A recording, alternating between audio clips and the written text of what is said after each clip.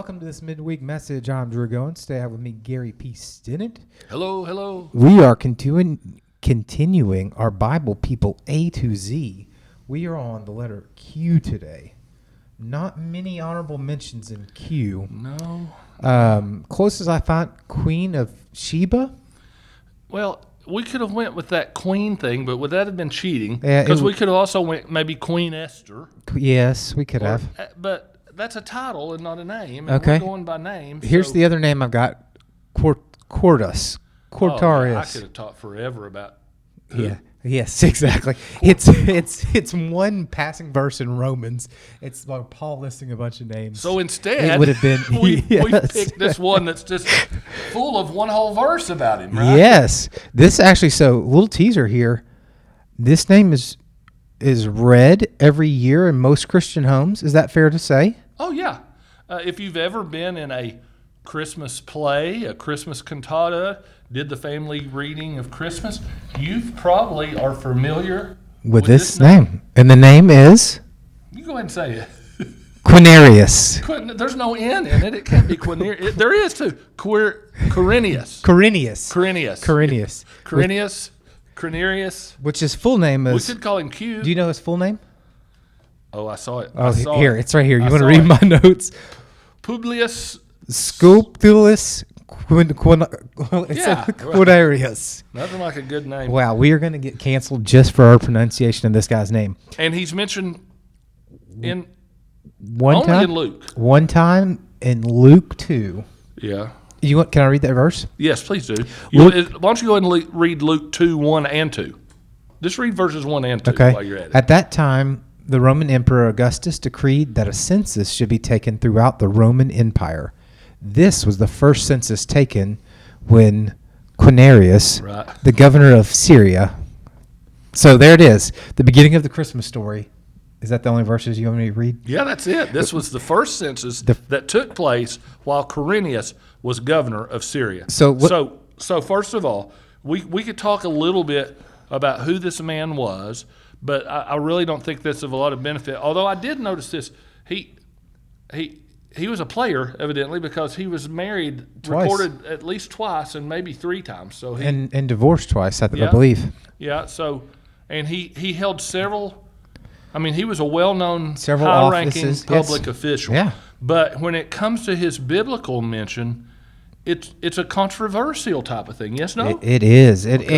Because a lot of historians would have struggled with this as the first census taken when he was the governor of Syria. Okay. So they would say he wouldn't be the governor until after Harold died, or this census probably didn't take place until 10 years after Jesus' death, and different timelines around census and his governorship. There was some chronological, at the heart of it is, amongst theologians for years, there have been chronological issues that you have to deal with as they apply to would Quirinius been governor when this, why did we pick this name? Yes. Would he have been in the place that it says he was when the census was taken? Yes. And I came up with at least 3 possibilities. I have maybe 5 or 6. Let me throw you 1 or 2 of mine and see what your take is, okay? How about number 1? Luke made an error. Luke made a historical error regarding the census. That's the least likely on my list, and but I do hear you. So can I have a rebuttal to these? Yes. Is that fair? Yes. So getting really wordsmithy, the word here for first is the Greek word proto, Proto. Yeah. That can also be translated as... It's like when somebody wants you to do something really fast. They go, do that proto. Proto. No, I'm thinking of pronto. Yes. I'm sorry, proto. It may be where the word pronto comes from. A proto model, or it's a word used to describe... Like a prototype? Yeah, which would be a first. But in this particular thing, it means what? So it could mean first, as it was translated in the NLT I just read. It could also mean before. This was a census taken before Quirinius was governor of Syria. Very well could be that. And so the other, again, wordsmithing second verse is super. Census is not the same word used for tax census there. He used a word that would have been closer to like a registration. So a lot of people would say the tax census is the one that happens 10 years after Jesus's birth or death or whatever. So that's the second one. The last part about that, the word he used isn't, he is the governor of it, as we all translate, but it says he was governing. Tricky semantics, but you can be governing without being the governor. Is that fair? So let's see if you're saying the same thing that I came up with. Okay. My third, I had your same one for second. My third one was Quirinius actually ruled Syria on 2 separate occasions. Is that what you're saying, or is this a whole different thing? That's a whole different thing, I think. That there were there were actually 2 censuses taken. And I think there's a good biblical argument for 2 censuses, because if we flip over to Acts 5, Acts was written by Luke. Yeah, Luke. Yeah. So Luke wrote it in Luke 2, and then in Acts he references another one in Acts 5. I think it's verse 37. So I think there could be 2 different censuses there. I also think, what's his name again? Quirinius. Quirinius. Let's just say Quirinius. Quirinius. Quirinius could have been governor at 2 separate times, which is the other thing. So it's, which some of this is trying to figure out what's written and also what's not written in the text. Well, I'll tell you one area that I came to was this. On option 1, that Luke made an error. We're kind of basing Luke's word against Josephus. He's the historian. Yes. So what if Josephus made an error? There's no reason to lend any more credence to. And I will say this, although at point number 1, I have a little bit of trouble with being a person who believes that the Bible is God's inspired word. I know you could work around it a little bit there and say that doesn't necessarily take away from it, but at the same time, it for me personally, it would cast a little bit of doubt on me is if God really inspired Luke to write this, how could Luke mess it up or make a mistake? That's why I have possible, but I don't like that. I have a hard time with that one. So, and again, it's easier for me to say Josephus made a mistake in this, and if him and only one other historian. So it's just, again, part of this is semantics, and we're arguing about it. But I'm trying. Anything else? What's your other options here? I don't have any. Maybe you do. I am right now leaning real heavy on thinking that our third explanation in my mind is probably the most plausible. But 2 censuses, or yes, that he actually ruled on 2 separate occasions. Yeah, and there was 2 censuses. So about that, the other thing, there are tombstones that they have found, and where did it go? My notes. So one of the tombstones reads twice legate. Legate is the word for governor. So we know in Roman times there were at least some people that served as governor twice, and probably not in consecutive terms. They didn't have terms, but served it 2 times. Does that make sense? Yeah. So I think that's I think that's a good answer as well. I think to say, given. I know we hear people talk sometimes about the Bible and its inerrancy.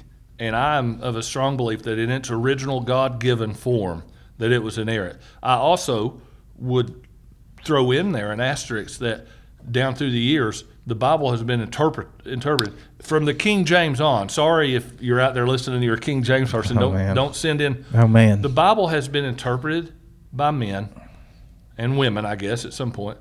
But ultimately, I still want to think that the writings of the Bible are more trustworthy than some of the other historical writings, or as trustworthy. Yes, yeah. In other words, to say, well, Josephus said this, so the Bible must be wrong. Why? Maybe the Bible said this, and Josephus could be wrong or mistaken. I also think this is a good point to hit on. Translations matter in some of this, because these words are not direct. They don't translate directly. If you go read the ESV, it says this was the first registration. So again, we're talking about census registration or before. It also has a footnote that says the registration before. So there's a ton of stuff in translations and how you read that. Have we ever done anything on Bible translations as far as, because that interests me too. The ESV, which is not necessarily the translation I read a lot, is probably the one most younger theologians these days, and especially those who lean toward more of a Reformed theology, really cling to the ESV. And I don't just want to, but the ESV is highly respected by a lot of young, brilliant theologians because of. What did you preach? Did you use GPT? No. GWT, God's Word Translation. Okay. Well, you're talking about jumping to the opposite end of this. That's one that Rick Warren uses. God's Word? God's Word Translation. Okay. He likes it. That's what you use Sunday. You use it some Sunday? So that's, again, we could get into a whole different topic there. A lot of times I use the Bible Gateway application, and I will read different, as long as I trust the translations, sure. NIV, NLT, and see which one of these reads the best. The danger of that is trying to that's a whole different pod. Yeah. So I want to make this one sound. I don't want to do that, but sometimes to read it because that ESV reading really does kind of read in a way that lends itself to what I think I believe on this thing. Yeah. But here's my life application piece. Yeah. It isn't important the logistics or the semantics or the words that Luke didn't use here. The important part of the story is the next part, right? Yes. This is the Christmas story we're reading. I think we restarted. So Mary gives birth to Jesus is the important part. And she gave birth to him in a certain region. It was all to fulfill prophecy that had been made, 600, 500, 600 years before. So in my mind, it wasn't just a convenient trick or something to make that fit, but it was the fulfillment of prophecy. And so I agree, we would waste a whole lot of time if we just wanted to argue on that one point of goodness when you can work around that. So that's what, let me be the encouragement to out there today. If you come across something and you're like, this doesn't compute. This, or why is it read this way in this gospel and this way in the other gospel? The idea isn't there the two tellings of that are not there to confuse you or make you cause doubt. Read the point of the story. Read the point of the parable. What is Jesus getting to? Why or whatnot? Can I give a plug for a website that I really like, and it's been around forever, but there is a website simply called www.gotquestions.org. I did a lot of my term papers in college with www.gotquestions. To me, I'm kidding. I'm sorry. To me, this one, Got Questions, seems to be a fairly reliable, fairly, not overtly fundamentalism and not overtly wild liberalism, but just a pretty good. I don't even know who the sources are, but I use them a lot when we're doing something like this. I don't spend 3 weeks every day studying about Quirinius. I go in there and hopefully in 30 or 40 minutes, when it's something I really don't know about, that's one source that I get some good answers from sometimes that seem to fit. So take advantage of the resources. I also mentioned, I know we have no advertisers at this point in time yet. Not yet. I also mentioned, though, Bible Gateway, and there's a lot of different great Bible programs. I love Gateway because it's a free. They have a paid version, but it's a free website where you can just side by side open up all different translations of the Bible to look at the scriptures. We may have sponsors after this episode. Okay. So, Drew, in the old days, I remember getting my father-in-law, Robert Sheets, who teaches here, for Christmas one year. I got him. Boy, it was the hottest thing going at the time. It was called I wanted to say the New Testament in stereo or something like that. But it's this book about the size of this huge family Bible, and it had 3 different translations on each page when you open it. You could look at King James, NIV, and I think New American Standard. He thought that was the greatest thing in the world at that time, and now just at the click of your finger, you can pull up like 20. That's what we did. It's kind of what we did as we're sitting here. So it's cool. Awesome. Well, thank you for doing this today. Next time. So this was probably not as. Again, I got you a New Testament person, and they didn't get stabbed. I don't know how Quirinius dies, so Sorry. But he didn't stab anybody. You know what his name means? No. Wielder of the spear. Well, there you go. But he very didn't, likely, I don't know. that means he had it. He didn't actually hit it. I don't know. I'm going to say somewhere during that time he might have. Yeah. That we can't be for sure on that. No. All right. Well, I hope hope you enjoyed if you've listened out there. I also hope you're listening. So stay connected and stay encouraged.